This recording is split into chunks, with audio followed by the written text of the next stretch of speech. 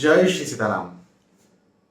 कई सारे लोग जेन्युइनली इस बात को लेकर कंफ्यूज रहते हैं कि सर हमारे जो जो घर से चले गए जिनकी मृत्यु हो गई है उनका श्राद्ध किस दिन आता है हमें नहीं पता। और जब श्राद्ध पक्ष चलते हैं, हाँ पितृपक्ष आप जानते हैं, श्राद्ध पक्ष चलते हैं, हर वर्ष में पितृपक्ष आते हैं। हाँ, तो जब श्राद्ध पक्ष चलते हैं तो आ, वो श्राद्ध पक्ष में किस दिन हम हमारे उन पितरों का या जो जिनकी मृत्यु हो गई उनका श्राद्ध किस दिन करें हमें नहीं पता। तो कैसे पता करें, क्या सरल तरीका है पता करने का? तो सबसे पहला तरीका तो यह है कि भाई आप किसी विद्वान किसी पंडित जी के पास जाइए और उनसे पूछ लीजिए। वो आपको पूरा देख करके और पूरा बता देंगे कि भाई इस दिन आपका इस वर्ष श्राद्ध है। लेकिन अब आप कहते हैं कि नहीं हमें पता करना है, तो फिर कैसे करें? पंडित जी के पास तो ठीक है अब चले जाएंगे, लेकिन हमें पता करना है।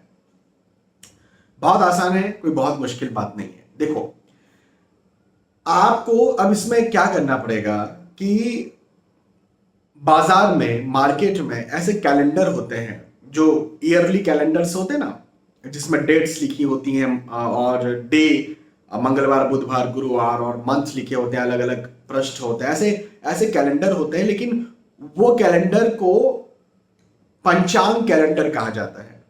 तो मैं आप सभी से ये आग्रह करूंगा, आप सभी से मैं ये कहूंगा, जितने भी सनातनी हैं, जितने भी सनातनी है, केवल उन लोगों से नहीं जो तिथि जानना चाहते हैं, श्राद्ध की तिथि जानना चाहते हैं, नहीं, मैं हर किसी से ये आग्रह करूंगा कि अपने घर में वो वाले कैलेंडर्स लेकर के आए जिसमें कि जिसे पंचांग कैलेंडर कहा जाता है। आप पंचांग नाम सुन करके भयभीत मत होइए, डरिए मत। मतलब उसमें कोई बहुत ज्यादा पंचांग कैलेंडर में से कोई बहुत ज्यादा कठिन कठिन शब्द नहीं लिखे रहेंगे। मतलब वो मैं पंचांग की किताब लाने के लिए नहीं कह रहा हूँ, मैं पंचांग कैलेंडर लाने के लिए कह रहा हूँ। बहुत इजी होता है उसे पढ़ना, जैसे नॉर्मल गूगल कैलेंडर होता है वैसे पंचांग कैलेंडर होता है। लेकिन उसमें बस क्या चीज रहती है कि आपको जो खांचे बने होते हैं, जो खाने बने हुए होते हैं, जो ब्लॉक्स बने होते हैं जिसमें डेट लिखी रहती है, जैसे मान के चलें कि 25 सितंबर उस पर लिखा हुआ है, लेकिन उसी के साथ साथ 25 सितंबर तो लिखा रहेगा, लेकिन उसी के साथ साथ वहां पर आज कौन सी तिथि है, तो हो सकता है कि भाई वहां पर लिखा रहे कि आज जो है वो एकादशी है, हो सकता है वहां लिखा रहे आज जो है वो पड़वा है, अमावस्या है, आज जो है पूर्णिमा है, तो वहां पर लिखा रहेगा, वहां पर लिखा रहेगा कि आज ये नक्षत्र है, ऐसा हम बोलते हैं ना पुष्य नक्षत्र, गुरुवार के दिन पड़ने वाला पुष्य नक्षत्र गुरु पुष्य नक्षत्र कहलाता है और बहुत अच्छा होता है। तो ऐसा वहां पर लिखा रहेगा कि पुष्य नक्षत्र भी है आज, वहां पर लिखा रहेगा ये तिथि भी है आज, इतने बजे तक ये नक्षत्र चलेगा, इतने बजे तक, छोटे छोटे उसमें वो लिखा हुआ रहता है। ऊपर लिखा हुआ रहेगा ठीक है ये माह सितंबर चल रहा है, ठीक है चल रहा है, लेकिन यदि हम विक्रम संवत देखें तो कौन सा चल रहा है, कौन सा ईस्वी चल रहा है, ये सारी चीजें जो है वो लिखी हुई रहती है। तो मैं आप सभी से आग्रह ये करूंगा कि पंचांग कैलेंडर लेकर के आए। अच्छा, अब आप पंचांग कैलेंडर लेकर के आ गए, अब क्या करना है? तो देखिए जिस भी किसी की मृत्यु आपके घर हुई है उनकी डेट निकालिए, कौन सी डेट है ना? तो पंचांग कैलेंडर में वो डेट मान के चले, उदाहरण के तौर पर कोई सी आती है, जैसे 20 जून आ गई, एक उदाहरण के तौर पर, मैंने देखा नहीं 20 जून को तिथि कौन सी थी मुझे नहीं पता, मैं एक उदाहरण के तौर पर बता रहा हूं कि 20 जून आ गई। अब 20 जून को जो है वो वहां पर तिथि लिखी हुई है षष्ठी। 20 जून 2023 को अनफॉर्चुनेटली कोई दादा दादी परदादा पर नानी किसी की मृत्यु हो गई थी, वहां पर लिखा हुआ है षष्ठी 20 जून को, जिस दिन मृत्यु हुई थी। तो अब क्या करना है आपको, अब मैं आपको बता रहा हूं श्राद्ध का कॉन्सेप्ट क्या होता है। श्राद्ध जो है वो पूर्णिमा से शुरुआत होती है।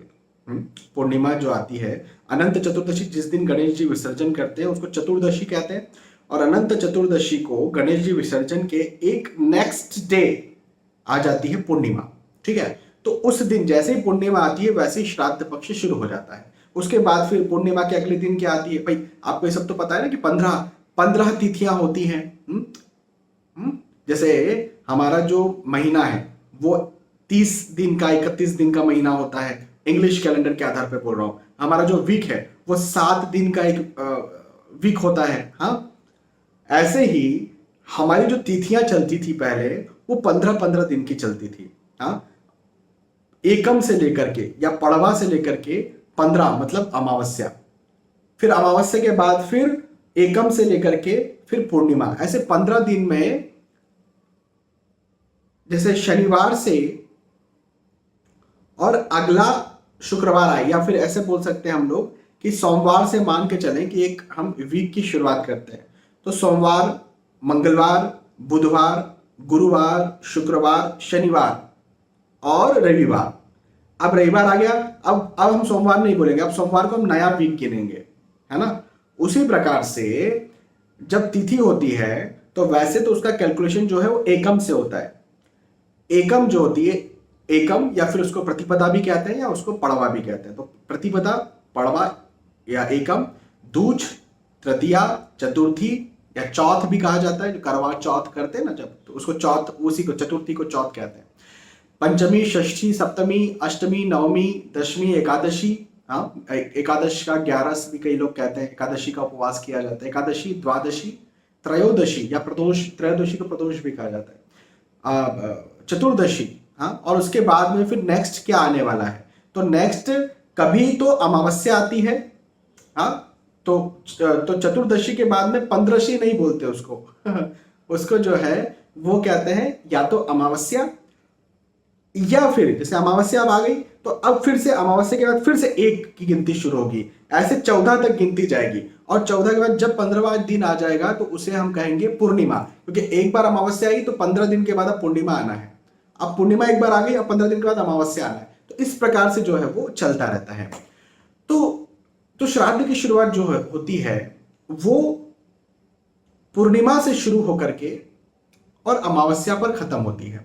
अब यहां पर हम पूर्णिमा भी लेते हैं, यहां पर एकम नहीं लेते। एकम इसलिए नहीं लेते क्योंकि हमको पूर्णिमा भी लेना है। कोई व्यक्ति पूर्णिमा पर भी जा सकता है, कोई व्यक्ति अमावस्या पर भी जा सकता है। तो जो पूर्णिमा है तब से शुरुआत लेकर के पूर्णिमा के दिन पहला श्राद्ध, उसके बाद में एकम, फिर दूज, तृतीया, चतुर्थी, पंचमी, षष्ठी और ऐसा ऐसा करके अमावस्या, चतुर्दशी आई और चतुर्दशी के बाद क्या बोलते हैं हम, अमावस्या, है ना।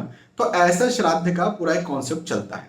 ठीक है, तो इतने दिनों को श्राद्ध हम देख, इसको एक्चुअली जैसे मैंने कहा कि भाई 15 दिन होते हैं, हमारी जो तिथियां होती है वो 15 दिन की तिथियां होती है, लेकिन इस श्राद्धों को 16 श्राद्ध कहा जाता है। 16 श्राद्ध मतलब इनमें 16 तिथियां होती है, 15 नहीं होती। क्यों? क्योंकि हमने पूर्णिमा को भी ले लिया और फिर अमावस्या को भी ले लिया। इसको इस तरह से आप देखिए कि सोमवार से वीक गिनना शुरू किया, लेकिन सोमवार को फिर हमने ले लिया। सोमवार, मंगलवार, बुधवार, गुरुवार, शुक्रवार, शनिवार, रविवार। अब आप बोलेंगे वीक खत्म हो गया, नहीं, सोमवार वापस। तो ये जो अब कितने दिन हो गए, अब जो है वो 8 दिन हो गए, है ना। सोमवार से सोमवार को भी गिन लिया और पहले सोमवार को भी गिना, सेकंड सोमवार को भी गिना, लेकिन एक्चुअल में वीक जो है वो 7 ही दिन का होता है। रविवार को खत्म हो जाना चाहिए था। तो हाँ, जो तिथियां होती है वो बिल्कुल खत्म हो जाती है, लेकिन श्राद्ध में ऐसा नहीं होता। श्राद्ध में 16 दिनों को गिना जाता है। ठीक है, 15 दिन को नहीं गिना जाता। अब क्या है कि जो जैसे अब उस टॉपिक पर वापस आते हैं जो हम पहले कर रहे थे। मैंने कहा कि भाई आपको यह पता करना पड़ेगा कि किस तिथि को मृत्यु हुई है। वो तिथि आप इसी पंचांग में जो आपने मार्केट से खरीदा है, पंचांग कैलेंडर, अब इन श्राद्ध में आप देखिए, श्राद्ध पक्ष तो आपको पता चल जाएगा, उसमें लिखा हुआ रहता है श्राद्ध पक्ष शुरुआत, श्राद्ध पक्ष पूर्णिमा, श्राद्ध पक्ष एकम, श्राद्ध पक्ष दूज, ऐसा पूरा लिखा रहेगा। श्राद्ध पक्ष अमावस्या ऐसा लिखा रहता है उसमें। तो आपको वहां जो तिथि दिखी, मान के चलें कि किसी एक तारीख को 22 जून 2023 को किसी की मृत्यु हुई, उस दिन मान के चलें कि षष्ठी श्राद्ध था। तो अब आपको यहाँ पर ये 16 दिन जो है, 16 दिन श्राद्ध के जो चल रहे हैं, वो पंचांग में ये देखना पड़ेगा कि षष्ठी किस खांचे में लिखा हुआ है। जिस भी खांचे में षष्ठी लिखा हुआ रहेगा उस दिन आपको श्राद्ध करना है। आप समझे? मुझे नहीं पता कितना आपको समझ में आया या मैं कितना आपको समझा पाया, लेकिन बहुत कोशिश की है मैंने आपको समझाने की, बहुत एक सामान्य और बहुत आसान शब्दों में बता करके। तो ये एक चीज हो गई।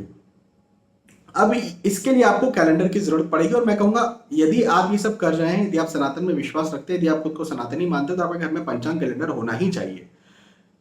पंचांग कैलेंडर होना ही चाहिए। हमको बिल्कुल अंग्रेजी तारीखों के आधार पर ही हम चलेंगे, मैं जानता हूं इस बात को, हम चेंज नहीं कर सकते उस चीज को, लेकिन पंचांग भी हमें पता होना चाहिए, है ना। और बेसिक लेवल पर क्या स्थिति कौन सी है।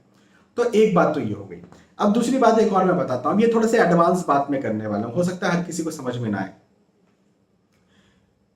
यहां पर क्या होता है, कई बार आप ये पाते हैं, कई बार आप ये देखते हैं कि एक ही दिन लोग कहते हैं दो तिथियां आ गई।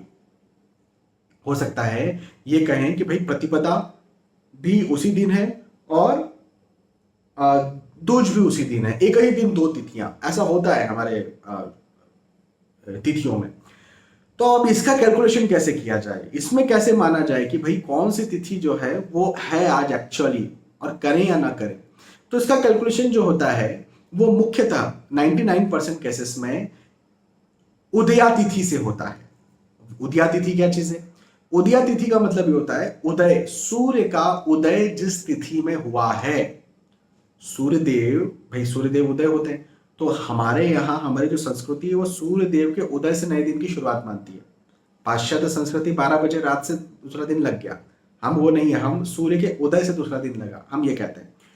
तो जो सूर्य उदय है वो किस तिथि में हुआ था, उस तिथि के 2 घड़ी या ये कह सकते हैं करीब करीब 1 से 1.5 घंटा उस तिथि का निकल जाए यदि, और भले ही 1.5 घंटे बाद में वो तिथि खत्म हो जाए, तो भी वो जो दिन होता है पूरा वो उस तिथि का माना जाता है। उदाहरण के तौर पर मैं समझाता हूं, मान के चलें कि एक दिन पहले, आज का दिन शनिवार है, उदाहरण के तौर पर मानते हैं आज का दिन शनिवार है, आज की तिथि है पंचमी, एक उदाहरण के तौर पर कह रहा हूं। कल का दिन रविवार है, कल की तिथि है षष्ठी, लेकिन लोग कह रहे हैं कि शनिवार को नहीं, रविवार को ही पंचमी और षष्ठी इकट्ठी है। ऐसा क्यों कह रहे हैं? तो ऐसा या तो ये कारण हो सकता है इसका कि शनिवार को पंचमी, रविवार को षष्ठी। अब जब सूर्य देवता उदय हुए तो पंचमी शनिवार की चले जा रही, रात में भी चल रही थी, पंचमी रात में भी चल रही थी। सूर्य देवता उदय हुए उस समय भी पंचमी चल रही थी, और सूर्य देवता जैसे ही उदय हुए और आधा घंटा 1 घंटा कुछ निकला होगा और षष्ठी लग गई। अब वो षष्ठी सुबह सूर्य देवता के उदय के साथ लगी और उसके बाद दिन भर षष्ठी चल रही है। तो अब जैसे मैंने कहा कि सूर्य देवता का उदय जिस तिथि में हुआ वो पूरा दिन मानना पड़ेगा। तो कई लोग इसको इस तरह से लेते हैं कि सूर्य देवता का उदय हुआ और जो तिथि थी, अब भले वो तिथि नेक्स्ट हो, लेकिन हम तो भैया वो पुरानी तिथि को ही मानेंगे जिसमें सूर्य देवता का उदय हुआ। और कई लोग ये कहते हैं कि नहीं, 1.5 घंटा दोपहर नहीं, सॉरी, 2 घड़ी निकल जाना चाहिए, 1.5 घंटा जो है वो निकल जाना चाहिए और सूर्य का उदय हुआ। इसको एक तरह से मैं समझाता हूँ, जैसे पंचमी तिथि है शनिवार को, षष्ठी तिथि है रविवार को, ऐसा इन जनरल। अब पंचमी चल रही, रात सुबह होने वाली है, सूर्य देवता का उदय हो गया, पंचमी तिथि चल रही है, 1.5 घंटा होगा, सूर्य देवता का उदय हुआ, पंचमी तिथि चल रही है, 1.5 घंटा हुआ, 2 घंटा हुआ, पंचमी तिथि चल रही है, और 2 घंटा जैसे हुआ वैसे पंचमी तिथि खत्म हो गई, षष्ठी तिथि लग गई। सूर्य देवता का उदय हुए 1.5-2 घंटे में षष्ठी तिथि लग गई। अब जो है कई लोग कहते हैं कि भाई हाँ, 1.5-2 घंटा हो गया था ना, अब हम जो है इसी तिथि को मानेंगे। कौन सी तिथि को? पंचमी की तिथि को, जो पिछले दिन की तिथि थी उसी को आज की तिथि हम मानने वाले, क्योंकि इसी तिथि में सूर्य देवता का उदय हुआ था। तो कई लोग उदया तिथि को मानते हैं, कई लोग ये मानते हैं, कई लोग का सोचना ये होता है कि नहीं, वो तो ठीक है अपनी जगह, सूर्य देवता का उदय हुआ, लेकिन दिन भर तो पूरा इसी तिथि में चल रहा है ना। तो कई लोगों का सोचना ये होता है। मुझसे यदि आप पूछे और शास्त्रोक्त यदि पूछे कि क्या है, तो मैं कहूंगा हाँ, उदय तिथि, सूर्य देवता का उदय जिस तिथि में होता है और कम से कम 1.5 घंटा सूर्य देवता ने, 2 घंटा सूर्य देवता ने निकाल लिया है उस तिथि में, उस तिथि को ही अगले दिन की तिथि या उस दिन की तिथि माना जाता है। भले वो 1.5-2 घंटे बाद में तिथि चेंज हो भी जाए, सूर्य उदय के 1.5 से 2 घंटे के बाद में भले तिथि चेंज हो जाए, तो भी वो चेंज तिथि नहीं मानी जाती है, वो पिछली तिथि को ही उस दिन की, पूरे दिन की तिथि मानना चाहिए, क्योंकि सूर्य देवता का उदय उस तिथि में ही हुआ था। मेरा मानना ये है और मैं इसी प्रकार से हर किसी को बताता हूं। और मैं समझता हूं कि मोस्टली क्या लगभग सभी जो विद्वान हैं, जो प्रकांड पंडित हैं, वो इसी प्रकार से कर्मकांड देखते हैं, इसी प्रकार से मानते हैं। ठीक है, तो ये मैंने आपको 2 बातें समझाई हैं। थोड़ा सा कठिन टॉपिक आप लोगों के लिए हो सकता है, जो बहुत नए हैं, जो तिथियों को बिल्कुल नहीं समझते हैं, हो सकता है शायद कठिन ना हो तो मुझे बताइएगा जरूर कि आपको समझ में आया कि नहीं समझ में आया, मेरा ये तरीका समझाने का, या फिर ये टॉपिक आपको समझ में आया कि नहीं समझ में आया। मुझे कमेंट पर जरूर प्लीज बताइएगा, ताकि मुझे समझ में ये आए कि मैं अच्छे से समझा पाया कि नहीं, है ना। चलिए, बहुत बहुत धन्यवाद। मुझे लगता है कि आपका ये कॉन्सेप्ट क्लियर हो गया होगा। यदि आप जानना चाहते हैं कि कौन सी ये जो श्राद्ध पक्ष चल रहे हैं इसमें कौन कौन सी तिथि, कौन कौन सी तारीखों को, यदि आप ये भी जानना चाहते हैं कमेंट में मुझे बताइएगा, मैं आपको बिल्कुल ये विस्तार से समझाऊंगा। बहुत बहुत धन्यवाद, फिर मिलते हैं आने वाले वीडियोस में, तब तक के लिए आज के इस वीडियो में आपसे विदा चाहता हूँ। जय श्री सीताराम।